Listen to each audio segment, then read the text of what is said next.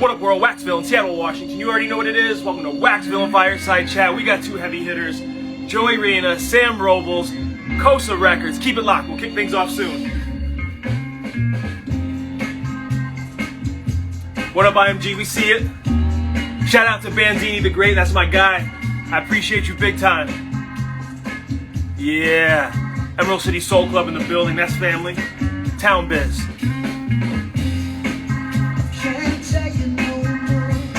Jake Major in the house. Appreciate you. Yeah.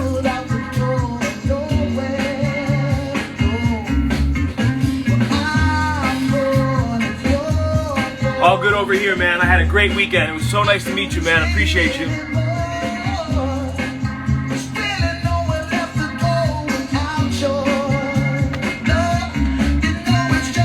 Joey and Sam will be here real soon.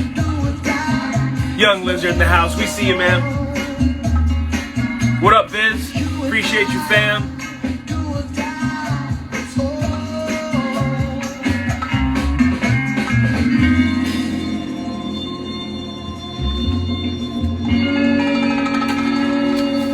Y'all see the body of work, Cosa Records.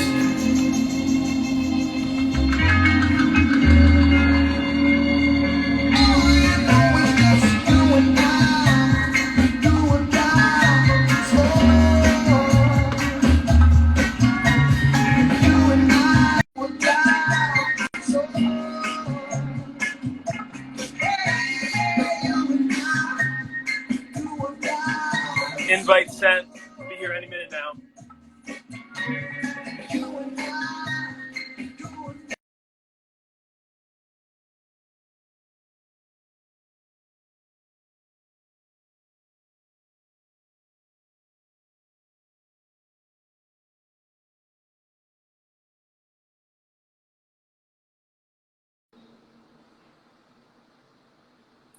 Sam, you might have to drop. You look frozen. We got 11 on the line. Appreciate everybody.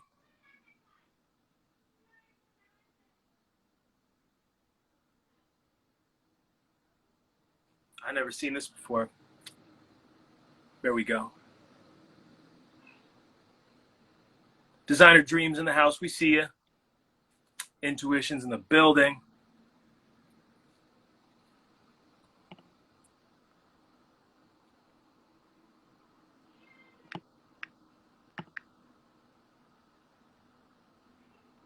We're sending the invites out again. Making sure everything's good.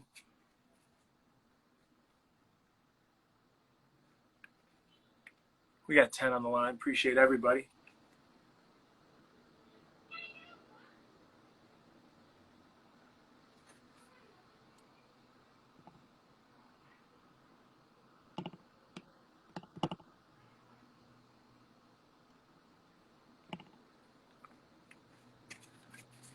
We're going to be talking about these records. We're going to talk about how Cosa started, the players on the label, how the name came about, and what these guys have been up to. I'm really excited about this one. Not a lot of info online about it, so it's going to be a first.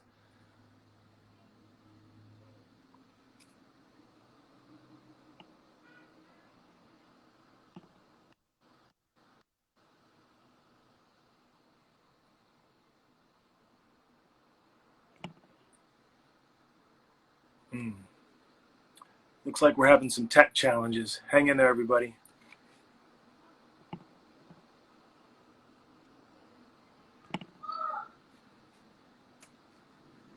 What up, Akil? We see you, man.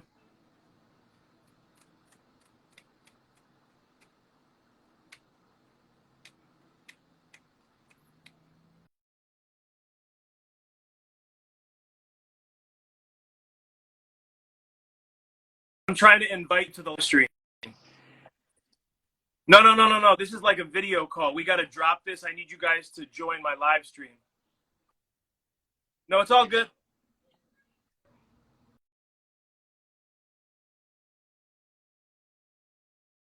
We just had a quick powwow in the locker room. They're going to be joining shortly. There we go.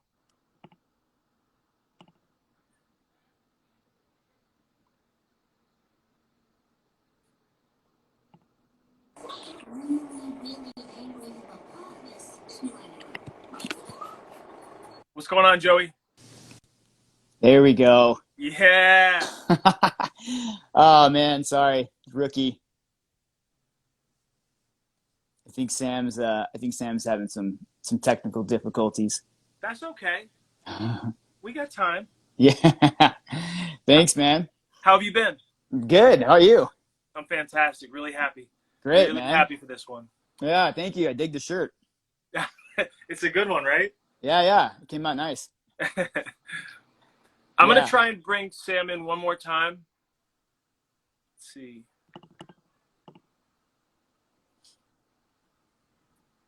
All right. Request sent. Let's see what happens. You got a hold of two Yes. less tech savvy people in LA.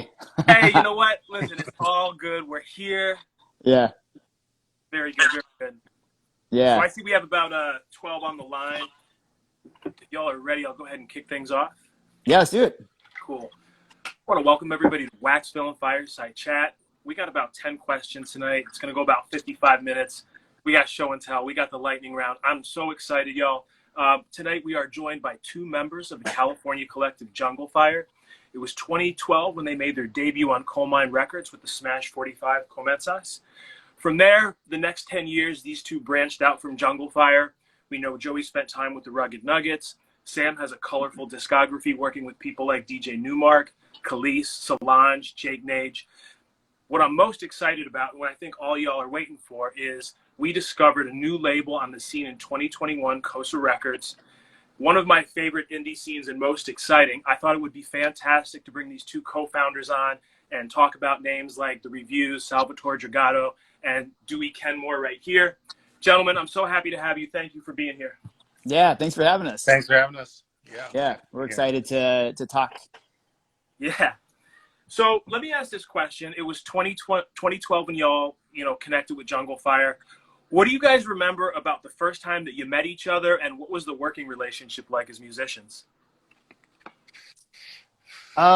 It was really new, man. It was definitely the biggest project that I'd put together, and I didn't know Sam, I didn't know most of the guys. We had a mutual friend that kind of linked us up, and Okay. it kind of worked, man. Like we just had we had a good common ground, with music and just in the scene in general. So once we started playing, it was great. I mean, Sam's easily, the freshest Barry sax player in LA. So hearing him it was like, I'd never been with, had a Barry sax in any of my bands. So that was nice, real nice to hear. Yeah. We, from what I remember, at the time that Jungle Fire started, I had a band called Zumbi, which played like Brazilian full home music, and actually Mike Duffy, White Blind's Mike Duffy, was in that group. Shout out to Duffy. Yeah, Mm-hmm. Shout out to Duffy.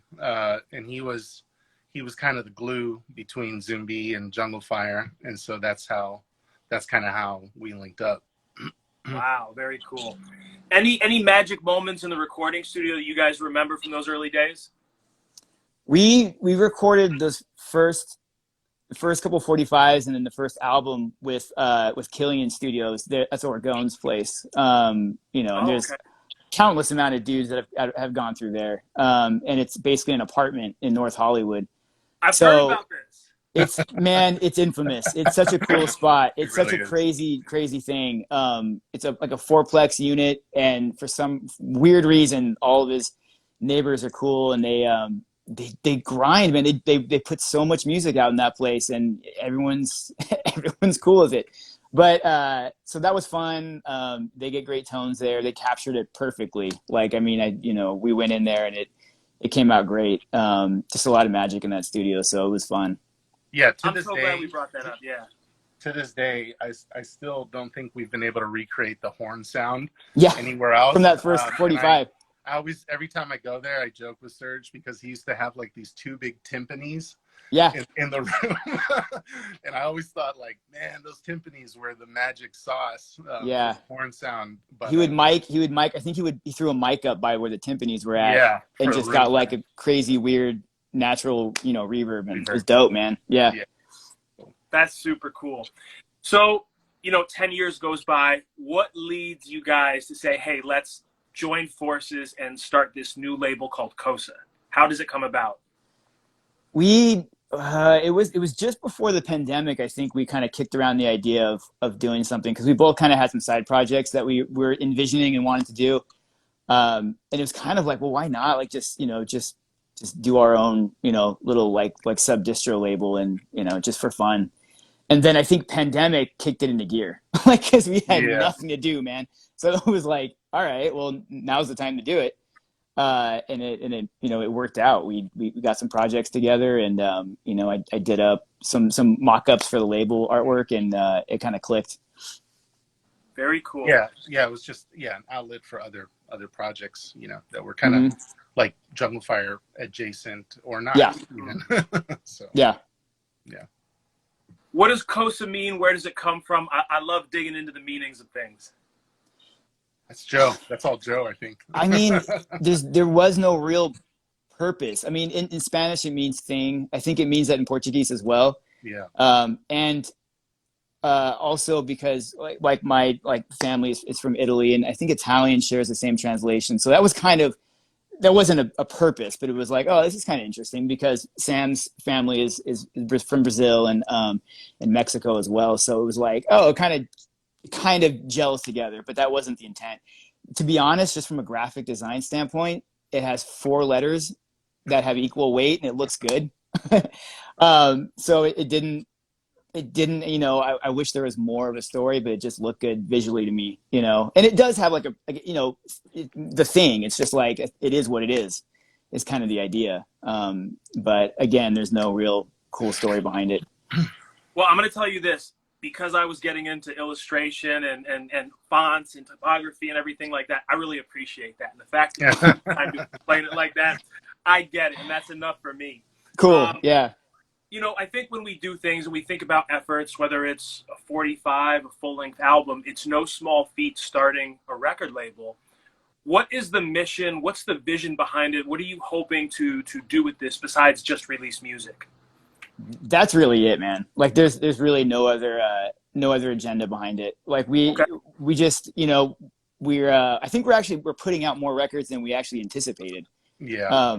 We only had a few in mind, and then we just kind of have catalog, and then we're coming up with new ideas, and that's still the idea is just to put out a few 45s, every quarter or so. Okay. And that's about it. We don't really have any interest in signing anybody or it's our projects. Everybody on the records are pretty much the same musicians for everything. Either Sam or I are producing everything. We're engineering everything ourselves in our studio. So it's definitely in-house. And that's, for right now, that's definitely the point. We want to keep it as simple as possible. Low overhead. That's the thing. Does that kind of help you kind of maintain, the authenticity, the magic that you want versus having other people involved where it might take away?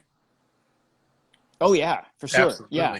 Oh, yeah, 100%. That's the point. No, we have people that we know and trust, and they're, like I said, they're on every recording. And that, we like getting eclectic with the sounds, but I think there's like a consistency amongst sonically about what's happening. If you put all the records on, they all kind of vary in genre, but there's definitely a through line of production, for better and for worse too.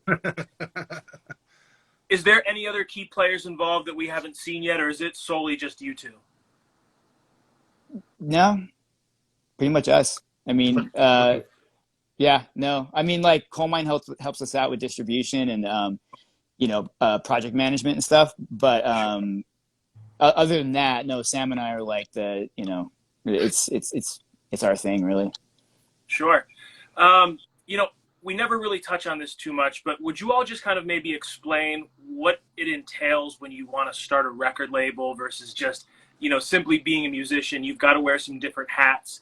Just tell us kind of the effort, steps it took to get to the point where you're now able to showcase Cosa and everything like that. Yeah, I think a testament to Joey especially is really having a vision for what is the product going to be? What are the aesthetics going to be? So having like a pretty clear idea first. I remember our early conversations just over like great Cuban food. Shout out Mambos. I just remember like, it was nice to have kind of a cohesive idea initially, and then kind of branching out from there. I thought that was always there from the start. We were kind of vibing on the same ideas, same aesthetics, and that, that was really important, because then everything else kind of falls into place underneath that.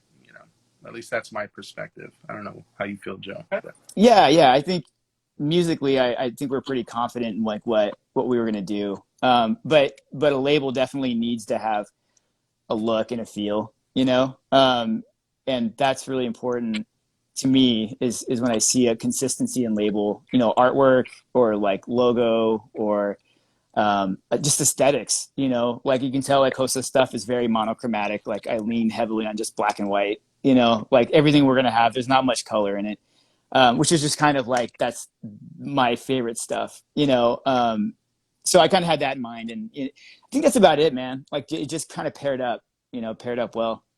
Very cool. I love branding, uniformity, so I think it looks fantastic, and I know what I'm looking at when I see Cosa and the vibe and feel. So we talked about it just kind of being, you two folks. We've seen names like the reviews. We've seen Salvatore and Kenmore. One of the things that I always talk about is being able to kind of find the identity of the label through the sound. And I've always described Cosa as being very eclectic. What I'd love to do is just kind of go through the first 3 releases and have you each kind of, share some sentiments and maybe talk about it a little bit. Here's the first bad boy right here by the reviews. Transparent clear vinyl. What do you think of when you see this? That's Sam, man. That's his baby. Yeah, no, my, not to go into a long-winded story, but, basically my family's from Tucson, Arizona, on my dad's side. My mom's side is from Southern Brazil. So I have like this kind of like triple heritage that has always been present. But, definitely, I grew up in Tucson with like there was a huge ballroom scene when I was growing up. It was the tail end of that in Tucson. And you had artists like, Ray Camacho going through it and all that stuff. And so really the purpose of that, when I think of it, is, I was becoming a new father at that time too. Wow. Congratulations. Thank you. Yeah. So I had a little baby girl, and, to me, it was about documenting like what it felt like to be in those ballrooms and what it felt like to it's just really a privilege to capture that, in some fashion. So to me, it's actually a very sentimental record and a very sentimental experience. And that's, that's my first thoughts when I think about it. Okay. Will we hear from the reviews again? Absolutely. Yeah. Very cool. Yeah, we have some heat in the can for sure. I love that. Yeah. Next, we heard from Salvatore Dragato. And I thought, when I saw that, all I could think about was like Italian cinema. Like, who is this moniker? Tell me more about him. I need to meet him.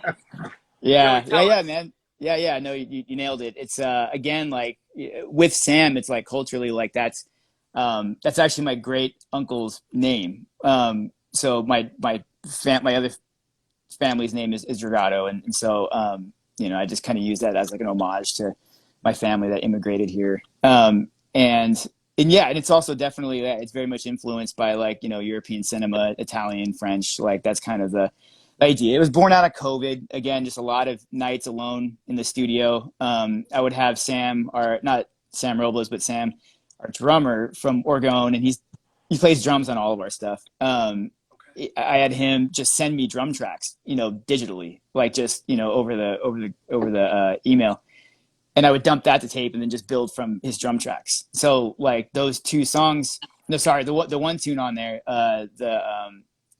which one's on there? Shook. That's just based off of a drum track he sent me, and I just built the song from there on top of it, added horns and all that. So it's, yeah, man, it's kind of like just a side producer project. I can let my weird, instrumental side come out. And so, yeah, it turned out nice, man. Like that's it's a lot of fun. It's my first time really taking on something by myself, which is interesting. Because going from Jungle Fire, which is like a collaboration of 11, 12 guys, to drill down by yourself, especially in the middle of the pandemic when everyone's kind of by themselves, it kind of had like a, it's kind of a meaning behind it. But yeah, it's been fun. I mean, I got a bunch more stuff lined up with that moniker. Very cool. Now, I have to ask you about the song titles, because if I didn't see the label and somebody just, wrote those on a piece of paper, when I think of Girls on the 126 and Shook, I think of like Mobb Deep. So where did those titles come from, man? Oh, that's dope. Yeah, man. So again, it just like Shook was, I was up in our studio. Our studio's on a second story in a warehouse, and there was an earthquake in the middle of the night that sucked. Like it scared the shit out of me. So anyways, that's just because of an earthquake. And then Girls in the 126, it was the first little road trip that our family, my wife and my two daughters, took during quarantine up the 126 highway, which connects where I'm at up in Santa Clarita to Ventura County to go to the beach. So it was just, that was the day, and then the night was in the studio making that song. So it was just kind of fitting. Okay. And our third release comes from Dewey Kenmore. Fantastic name. This vibe is really special, though. It's upbeat, up tempo. Talk to me about this. That one, yeah, that's a special one, man. That one we cut, gosh, probably like 6-7 years ago. Yeah. We had an old studio in Inglewood, right by LAX, and a tiny little dingy place, and we cut. It was supposed to be a demo. We were at the time I was playing bass with these guys named Myron and E. They were on Stone's Throw. Yeah, they were great, man. And we were writing some songs for them, and then I don't know what happened. It just kind of like just like a lot of projects, it kind of just fizzles out or falls apart. But so we had some stuff laying around. So then we had that track, and then I pitched that to Jamie Allensworth, who's a homie and an incredible singer, and he knocked it out, like in a night, the vocals, and then it just sat there for like 6 years or so. And then when we were developing the idea for Cosa as a label, we were like, oh, we got to bring that back. So we brought that back. We added some production to it, some other stuff, and mixed it, and that was it. So it was a demo, man. It was really just a demo. That's why it's kind of shortchanged, and it's like we never felt like it needed to be longer, and so what you're hearing there is exactly what we cut that night, just as a demo, and it worked out. This is a crazy woke moment for me, because I know Jamie through F-Spot, right? Mm-hmm. Yeah, he's cutting stuff. Nowhere does it say anything about Jamie, like, doing the Dewey thing. So I'm like, what? Yeah. And how do you sit on a record like that for 6 years? That's like a golden ticket. I know, man. It just didn't have it wasn't the right time. We didn't really have an outlet for it, like it just trust me, there's lots of stuff. I mean, we had this conversation with Rugged Nuggets. Like, we have so much stuff that just sits around, and you find it and you're like, oh shit, I remember that. That's actually pretty good. Like let's do that. Yeah. And that's what happened with that one. Yeah, came out nice. Wow, that's incredible. Thank you so much for just giving those details. I always talk about the connection points being so important. And I think now that, when people see this, they're going to think, oh, Jamie, Dewey, F-Spot. And it's a small world when you really think about it. So that's incredibly powerful for music enthusiasts to hear. Yeah. I've talked about, the sound being eclectic. We touched on all three of the records, all kind of living in a different bucket, yet still being genre bending. What is it that you want, music lovers, listeners to know about Cosa and the sounds? Who is this music for? I mean, I think just like-minded people, really. We're just putting out the stuff that we like to listen to, and I think that kind of falls into maybe a certain bucket. But I like to bring together different corners of listeners. Like, and I think that's kind of a cool thing. Like when you can find common ground, between this scene and this scene, and kind of bridge the gap there. Very cool. Yeah, large part. Yeah, I mean, LA has a huge, scene, and there's some just incredibly talented folks, and so a lot of it was also being like, a lot of our early conversations would be like, wouldn't it be cool if we, had like Angel Salgado from the Delirians? He would sound great on this. And it's just so nice to be able to think about musicians in terms of palettes and like a color, and seeing how that would play well together. And I think that was really exciting in the earlier, it still is obviously, but I remember that really sticking with me at the time. That was very exciting. So Okay. Now, Joey, I know that your deep roots, we talked about this last time when we had you on with the Rugged Nuggets. What other sounds, genre-bending styles can we expect to hear? Is there a certain direction that you want to go? Because it sounds like there's this breath of fresh air between the two of you being able to have full creativity and not necessarily worry about, what happens when you're in a collective and there's kind of rules and things like that about how the song should sound, who does what. What else can we expect sound-wise? Where do you want to take this? I mean, whatever ideas we have, man. I mean, like it's kind of just up to whatever we're feeling. Like we're working with some Brazilian stuff right now that I think is going to be really cool.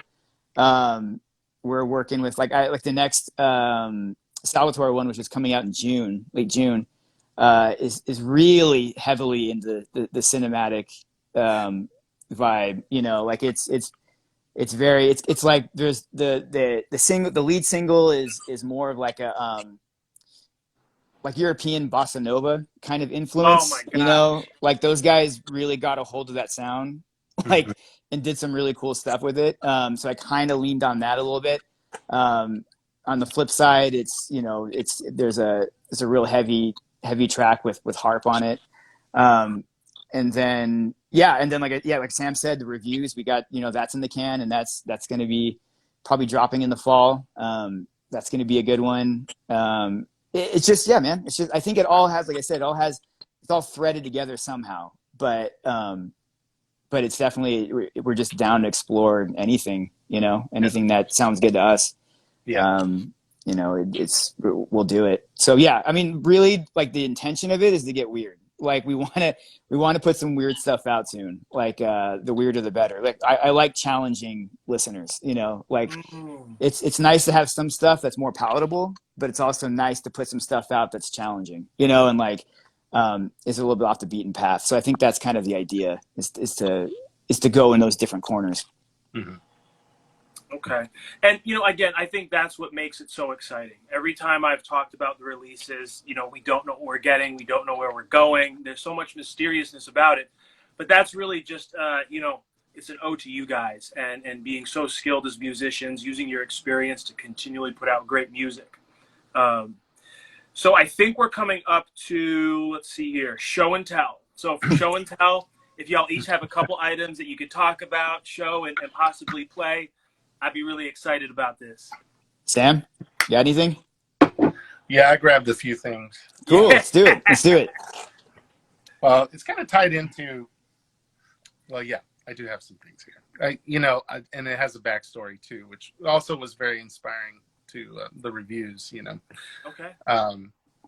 It's just a series of some 45. Okay, here's the backstory. Basically, there was a famous record shop in Tucson called PDQ Records that is no longer, but they were having like this crazy like blowout record sale. They were closing up shop and trying to liquidate everything, and they had like all these amazing records from all those like Teardrop label records and all this stuff.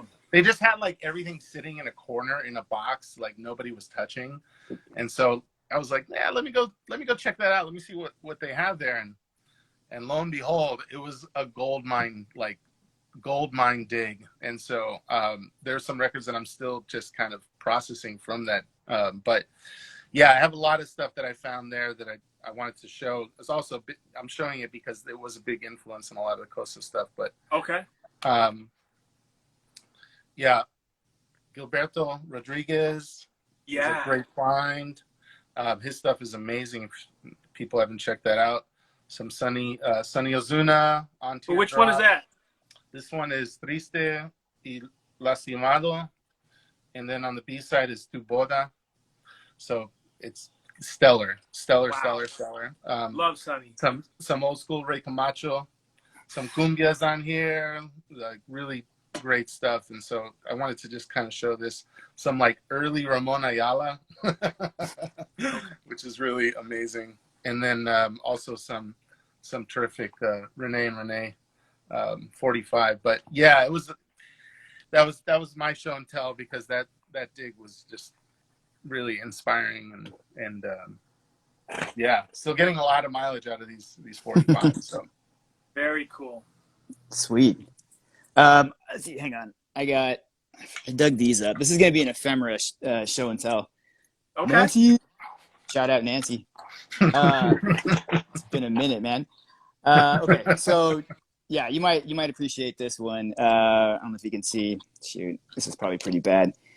This is the old handbill from Slugs over in New York. You see the lineup, man. It's heavy. It's from the 60s. There's a whole run of these handbills that you can get. I don't know how many there are, but definitely cool layout, cool fonts. Definitely sick lineup. And then I got this other one here. Where's this one from? Oh yeah, the East Village Inn. This one's dope too. I mean, like just again the text, the layout, the fact that they just got fully air conditioned is pretty nice.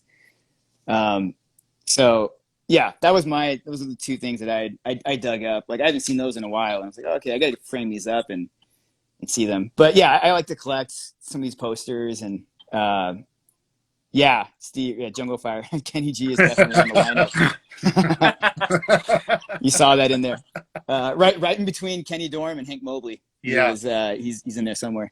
Yeah, but yeah, I got like belongs. tons of those handbills and posters laying around. I got I should have got that out. I got this really ill samba poster. It's from the from Brazilian Arts Council in the 60s. They issued these samba festivals, and I got a hold of one of the posters on eBay for like $10. It was crazy, hand drawn, like it's gorgeous. And I should have broke that out. Actually, that's a good one. Again, something else I got to get framed, but I got lots of this stuff laying around. So I got to ask this: what's your connection to like graphic design, illustration? Because the way that you talked about how the label was created and then showing those, it begs me to ask you, what's the connection to the art?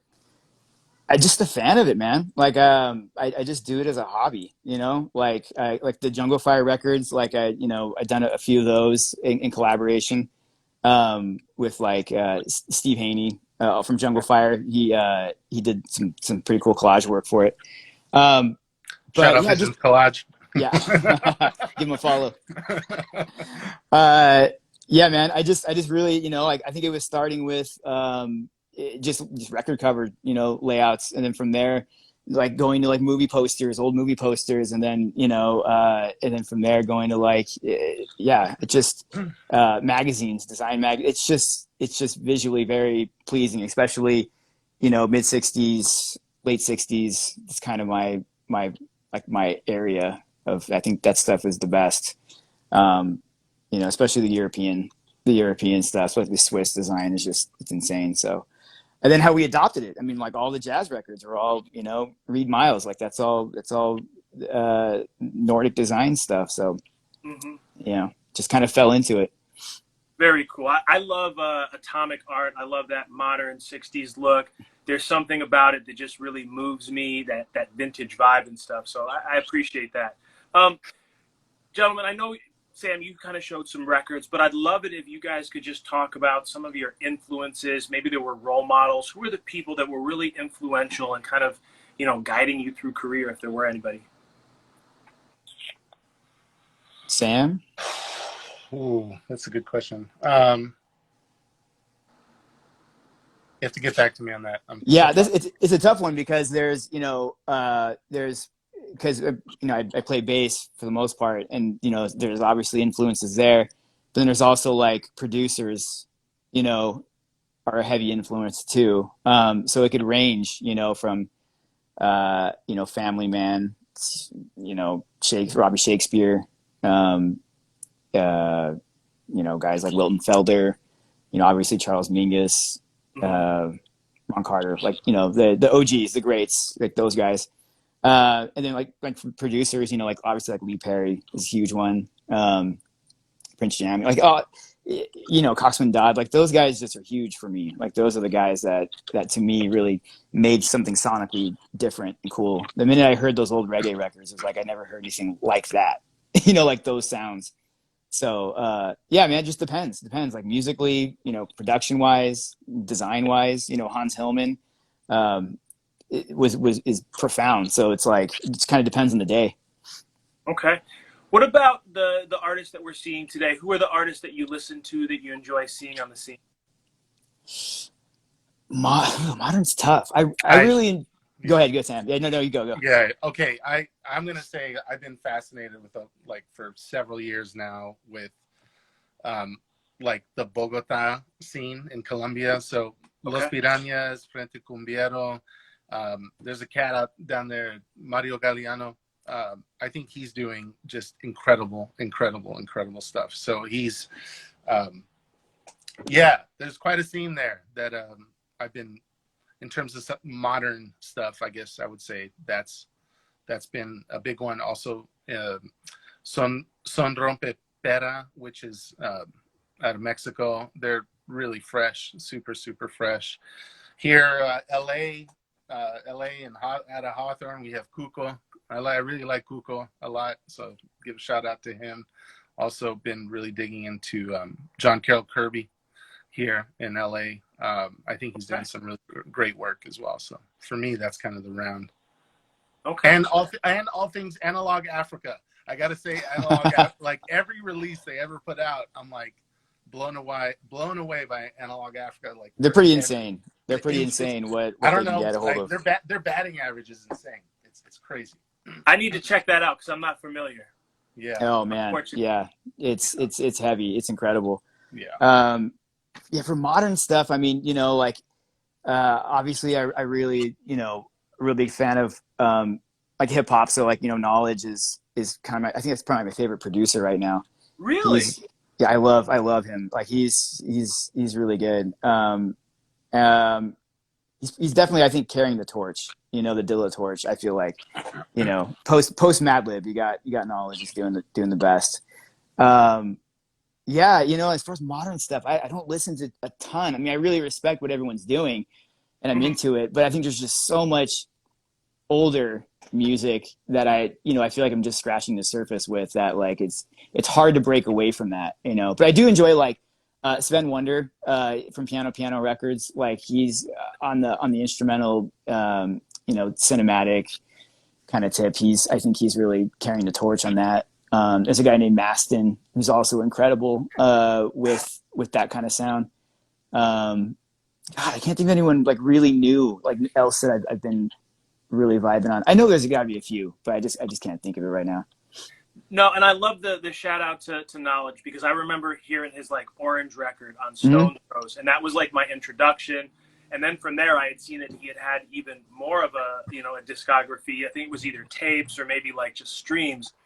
But you're right. He does have that kind of hybrid-esque sound, like the torch was being passed from a Dilla, Madlib all into one. Really good Mm-hmm. stuff there. So, okay, when we're not talking Cosa, what are you guys up to, you know, with other projects, things like that? What else is going on in life? Like I said, Rugged Nuggets, Jungle Fire. Sam's all over the place, touching different genres. What else are you guys working on? Not much. I mean, Jungle Fire's got a bunch of shows in the summer, which is going to be nice. Because we've been pretty dormant. I mean, man, it's been 2 years since we've really done any like real shows since our record release party. For me, that's about it. Like I'll be doing some stuff with Jungle Fire, and then obviously just be in our cave and doing recording. Working on my studio tan. Yeah, you know, my musical mind is always buzzing. So I've been kind of sitting on this. You know, I've also really gotten into Haitian music quite a bit over the past, I don't know, like 8 years. And so I kind of have like a Haitian. I have a project that I started with Duffy as well, playing drums, and actually Pat Pat Bailey from Jungle Fire is also doing it. But it's I guess the best way to explain it is like if the band Suicide went to Haitian Carnival in the late 70s. And you know, and the Barry sax is playing, you know, like a lot of the Haitian Carnival music has you know, it's very like drone heavy, very repetitive. Right. So, and I always like that aspect. I'm a big fan of Suicide too. And so, you know, just curious, like, I mean, just like Cosa Records, you know, it's like, you're just curious about how things mix and match and what is it going to sound like. So. Sure. I got to ask you, did you spend time in the studio when you were working with Khalees or Solange or Newmark? How did those come about? Yeah, that's a good question. Yeah, well, we have a mutual friend, a good friend of ours and mine specifically, Todd Simon, trumpet player, kind of a powerhouse trumpet player, all around incredible dude and musician.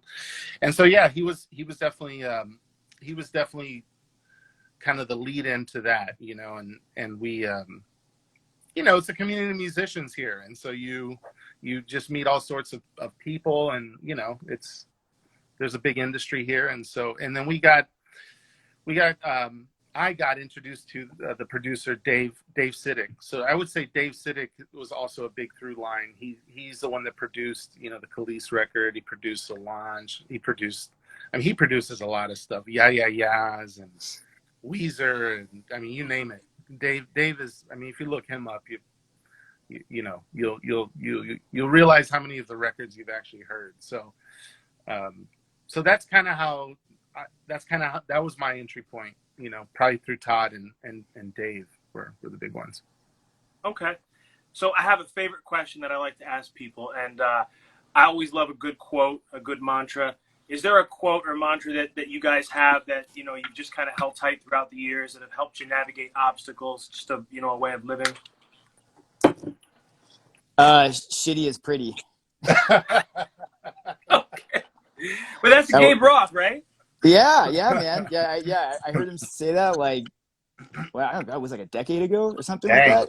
Good to hear. That was an article, right? Was it? It was an article. Like yeah. That's right. It was an article, man. That was that's funny. That was wild. That was a long time ago. Yo, and it stuck with me. Though, it totally stuck with me. That article was incredible because I think maybe it was in like Downbeat magazine, but he was kind of explaining like, I think, a 10-step process on how to make like deep funk or something, if I'm not mistaken. Yeah, or just you know, in general, just avoiding being corny. Like that's kind of the point. You know, like that could be another quote too, I guess. You know, just avoid corny. If you can avoid that, I think you're on the right path. Yeah. That's fantastic. All right, Sam, you're up. Yeah, for me, it's it's probably the classic Spinal Tap quote about having a good time all the time. Yeah. Hey, I think that's a good, you know, that's a good way to measure life. You got to have a good time, no matter what you're doing. I thought you were going to drop some Bukowski on us. Yeah, it was that was a close second. Bukowski. That's awesome. That's awesome. Gents, we're approaching the halfway of 2022. Let everybody know what's coming next, how we can, you know, stay up to date with everything Cosa Records. Yeah, we got the new Salvatore 45 this summer, late June. That's coming up. Kind of got a cool collaboration, like art collaboration coming up in the summer too. I think we're gonna try and drop that as well. It's just like a couple T-shirts that might be pretty fresh. Yeah. Reviews wrapped up. That's expected in October, late October, I think. Yep. So that might button up 2022. There's another Salvatore thing in the works too, but that's probably not going to hit until early 2023 ish. But that's it for us. I mean, yeah, we keep it pretty mellow. Like we don't, you know, we don't really have a crazy output. Sure. Will we ever see an LP, or are we going to be strictly 45s? No. I mean, well, here's the thing, man. Like both Sam and I are dads. 45s are perfect for our way of life because we can attack the studio a few nights a week, and that's good. Oh yeah, Nancy, good call. Yes, Yeah, we got Jungle Fire is going to be at the Hollywood Bowl in late June at the Jazz Festival. So Okay. stoked at that. Yeah. That's going to be that's a big one for us. So yeah, man. So 45s are kind of like where it's at right now. Yeah, LP would be great if we can, maybe we can like consolidate everything into one LP. That'd be cool. But we'll see. I mean, I'm just gonna throw this out there. I would love the idea of a compilation because it's great when you listen to like a 45 by itself. But I think the beauty of Cosa is when you get to hear that spectrum of sound. So no, we need to get a couple more under our belt, and I think a compilation LP would be it. That would be it would be nice. We were toying around with the idea. We've been having conversations about what that could look like. So that's awesome. Sure. All right, so we got the lightning round. These are 10 questions. Answer quick. This is designed to let the viewers know more about you as people and less as musicians. Are you ready? Yes. All right. We'll start with Joey first, and then we'll move on to Sam.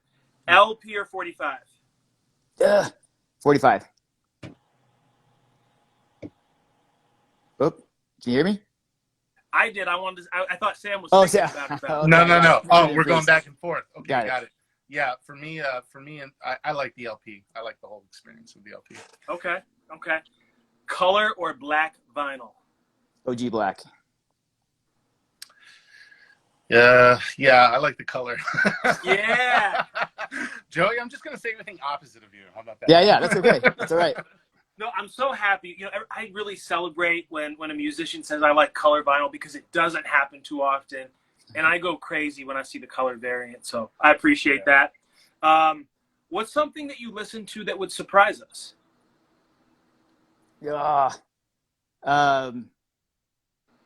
I don't know, man. Like probably Disney princess music. I'm all right with it. Shout out Moana. Yeah, we've heard Encanto. Talk about Bruno about 1 million times over the last month. So that's in the car right now. And you know what? Right. I'm okay with it. I don't discourage it. Like I'll sing it with them. So it's cool. You know what? So my daughter's 5. And, she's now starting to sing the words and dance. And I think it's so awesome to see her connecting to music like that. Yeah. I've used the adapters that kind of look like toys. And that's the stuff that brings her into the music. And I think it's so special when we can connect with our kids over something that we're so passionate about. So that's awesome. Well said. Yeah, for sure. All right, let's see here. Next one up is favorite Jungle Fire song and why? Sam, go first. Hands down, Si Se Puede. Every time we play Si Se Puede by Ray Camacho, it's like I just get that the hair goes up on my arms. Yeah. Oh, see, well, I'm going to go with an original. I would say La Cosa is probably my favorite original Jungle Fire song. That one usually plays second or third in the set, and every time it drops, it's heavy, man. It's a party starter. So original. Sorry, I didn't listen to the question. Original, I would say Masa, which is on the 3rd record. I also really love Masa. That's one of my favorite songs to play. Okay, very cool, very cool. When you're not making music, what's something you like to do in your spare time? I do photography. I really like hitting the streets and just shooting. Eating. I love eating. You and me both. You and me both. As you can clearly see, eating is a favorite hobby. So while we're on the subject of eating, if you could describe your favorite meal, what would it be and why? Oh, easy. Cuban roast pork with plantains and rice. Just very simple. I'm down. I'm good with that. Yeah. Dang. Yeah. I would say like Brazilian churrascaria is probably, that's like just all of it. Just all of it. Bring all the meats. Bring the meats. Keep it coming. It's staying on green. It stays on green. So I'm gonna tell you something. I always, whenever I would go get Mexican food, I'd always get fajitas.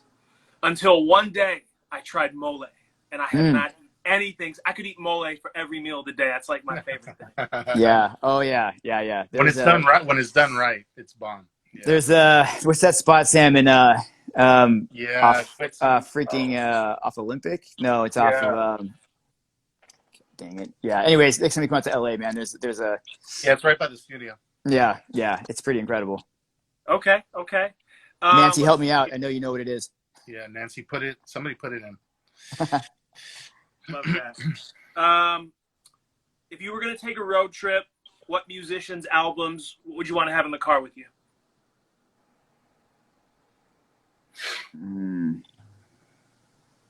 I'm feeling, like I said, that dude Maston that I've been into lately. His stuff is road trip ready. It's so good. It's so good. He nails it. Yeah. And how do you spell his name? Maston. Okay, I'll check that out. Yeah, I think it's James Maston. All right. Yeah, for me, definitely Charles Mingus. Got to have Mingus. Mingus among us at all times. Yeah, for me, a lot of the jazz records, probably Mingus, anything Charlie Parker, anything Freddie Fender, anything Bernard Herrmann, like just film music, Bernard Herrmann, Morricone. I just could listen to that stuff like nonstop all the time, all day. For our last question, if there was a song that would be the soundtrack, the theme to your life, what would it be? Oh man, just because I don't understand the lyrics, but vibe-wise, the self-titled Gal Costa record, which is my absolute favorite. I think it's my favorite album, and for some reason, top to bottom, it's perfect. That's awesome. It's a theme song? A theme song? Yeah. Yeah. The song that just tries to always capture my mood, or the mood I try to remain in, is Juana la Cubana. Juana la Cubana by Fito. Who is it? Fito? I forget his last name. But yeah, that song, man, just always puts me in a good mood, always light, bouncy, just try to keep that good vibe. Very cool. Gentlemen, that takes us to the end of the Fireside Chat. I want to thank you so much for coming on, talking all things Cosa Records. Like I said, one of the most exciting labels on the scene. It's just been great to have you, to learn more about the label, yourselves, as well as the music. Any last words for our viewers before we take off? No, I really appreciate the time. It's always it's so fun to actually be able to explain the album, explain the label, explain it's just fun to talk music, and it's always a good time with an interview. So can't thank you enough. Yeah, I would say one last thing though. We have a newsletter. So sign up for a newsletter. Go to CostaRecords.com. Subscribe to that. Check out if you could follow on Instagram, and the newsletter is probably a great way to stay up to date on things. But yeah, thank you so much for the time, man. We really are grateful. And Do We Can More officially drops tomorrow, 5/6. So, there it is. Pick it up if you haven't already. That's right. All right, gentlemen. Thank you so much. Thanks to everybody on the line watching. Have a fantastic night, folks. Waxvillain, Seattle, Washington. We're out of here. Thanks again, everyone. Thank you.